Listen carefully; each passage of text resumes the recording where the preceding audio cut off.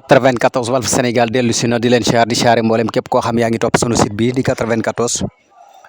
Walf Sénégal seen analyse chronique yi nga xam ne leen koy defal saa su nekk ci réew mi ak bitim réew ñi ngi leen di jaajëfal di leen siyaar way leen di toppal 94 Walf Sénégal Cheikh Yérim Seck non neexul ba neexul waaye gis nga boo demee ba feeñ da ngay ñàkk xorom waaw da ngay dem ba xam ne maanaam yow maanaam say mbir lépp feeñ na maanaam lépp nee nañ ko fàng yàlla xam nga dafa xarañ voilà say mbir nag bu feeñee da ngay soof da ngay ñàkk fayda dootoo am fulla parce que da ngay wax yoo xam ne nii xam-xam du ci génn te chaque jour Cheikh Yérim foofu lay nekk yéen ñaar toog ngeen yéen a ngi wax seen i wax yoo xam ne nii xam na wax dëgg yàlla loolu mooy maanaam jeexal nañ waxi ku jeexal ay ba nga ca tolloog yi kenn xamul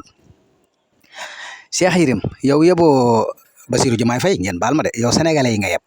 Cheikh Yérim ndax ñun 18 millions habitants lañ ab président dañ koy tànn ñan ñoo koy tànn waa réewam ñoo koy tànn rawatina nag ndaw ñi xam nga yow yëpp ñu munta weesu ngay chaque jour ngay wax di dóor ci ñoom ma mel ni ñun moom danoo jël benn Bassirou Diomaye Faye rek ak Ousmane Sonko rek ñëw rek teg ko ci kanamu sénégalais yi dafa am fuñ jaar voilà la woon moo woon ne Yérim Seck xamugoo loolu da nga ko xam ci kanam tuuti rek say bal fay voilà ci kanam tuuti kenn dootu la dégg da nga seete leneen loo def gis nga seen affaire business yooyu ngeen den def noonu seen article yooyu ngeen di jënd noonu di réeral nit ñi loolu jeex na mënut leen fay lu fu nekk nag génn nga fa ñëw nga fii di wax naan bi nag yu kenn xamul voilà mooy xamutu leen fi ngeen di taxaw dèjà ku la xool nii rek da ngay xam ne fi mu toll nii commencé ngeen a sonn voilà parce que fi mu toll nii bunt yi fatt na la ngeen daan jot te yéen da leen di leer da ngeen tàmm benn vie boo xam ne nii bu ci kanamee da ngeen xam ne lépp dëgg la sénégalais yi da ngeen leen a yàgg torturé yàgg leen a sonal bu ñu waxee ngeen voilà da ngeen a incarné yéen ay milliardaire ngeen ba ci kanamee da ngeen xam lépp dëgg la gis ngeen seen wax yi ngeen di jël di ko dóor Ousmane Sonko ak Bassirou Diomaye Faye loolu yëngalu leen yéen da ngeen ñoo yab ñun sénégalais yi ngeen yab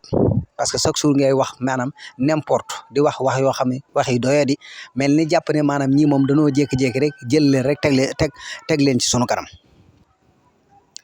da nga gën a ñuul de bu soobee yàlla incha allah da nga gën a ñàng parce que la woon moom wane na ndax fa nga daan jaar xaw ma foo daan jaar nag pour am xaalis wala jeex na si fi ne fatt nañ foofu noonu da ngeen sonn de ba ci kanam ngeen xam lépp dëgg parce que li ngeen tàmm non moytul ma koo xam ne nii am na xaalis ba ñàkk ko mën na fee jaare sax dof voilà fi mu daan jaare li mu daan jot ci xaalis mënut cee jot mën na cee jaare sax dof mu yeyi kayitam fi mu toll li ngay wax moo ci dara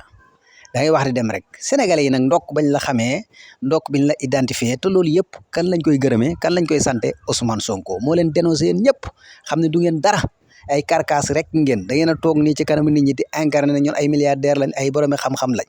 sénégalais yi complexe loolu ngeen baal ma ba tax ñu jàpp ne ma ay borom xam-xam ngeen du ngeen dara Ousmane Sonko jaajëf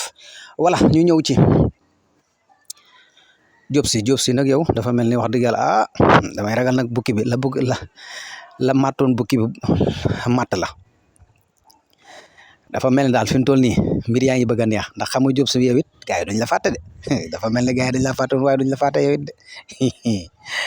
kab yow mbalit yéen la joxoon nga ji yëpp sunu ceeb bii wala ci xam nga yow loolu moom dèjà war nañoo xam dëgg parce que yéen wax dëgg yàlla vraiment neexul ba neexul mais da ngeen a mos a yàgg a yab Sénégalais yi quoi yéen da ngeen a jàppoon ne maanaam ay roi ngeen daal maanaam roi ci ngeen di dox daal ba tax ngeen fàttali woon maanaam seen waa ji dañ koo fal te seen waa ji ñi ko fal mën nañ koo folli moo tax daal maanaam daal sóoraale wu leen ne maanaam bis dina ñëw ngeen wàcc daal ngeen daanu seen gouvernement daanu sóoraale wu leen ko woon ak gouvernement yi fi jaar yëpp Senghor yeewu leen Ablaye Wade yeewu leen Abdou Diouf yeewu leen ngeen jàpp ne maanaam yéen da ngeen di gundaan daal di dem rek wala léegi suñu ceeb bii nag wala sénégalais yi nee na nag wala ceeb bi nga daan sëf ci sa camion yi waxuma la dara waaye camion yi mbalit ngay jëlub ceeb bu nit ñi di lekk nga ko ciy teg xam nga loolu ñàkk respect sénégalais yi la non yéen gis nga sénégalais yi ni ñu leen meree da ngeen a yaakaar fàtte nañ leen kun ci taf rek xamal ni da ngaa def parce que sénégalais yi moom ku deful soo yónnee ko duñ la taf duñ la toppatoo duñ la lijjanti voilà mais ku fi nekkoon yor yëfi sénégalais yi ñu xàmmee woon la ràññee la non de foo jaar ñu taf la ak 21e siècle bi ñu toll nii ak moyen de communication yi moyen de information yi nii non ngeen bëgg yéen ngeen taxawoon pour yàq réew ñu ne dañuy taxaw pour dénoncer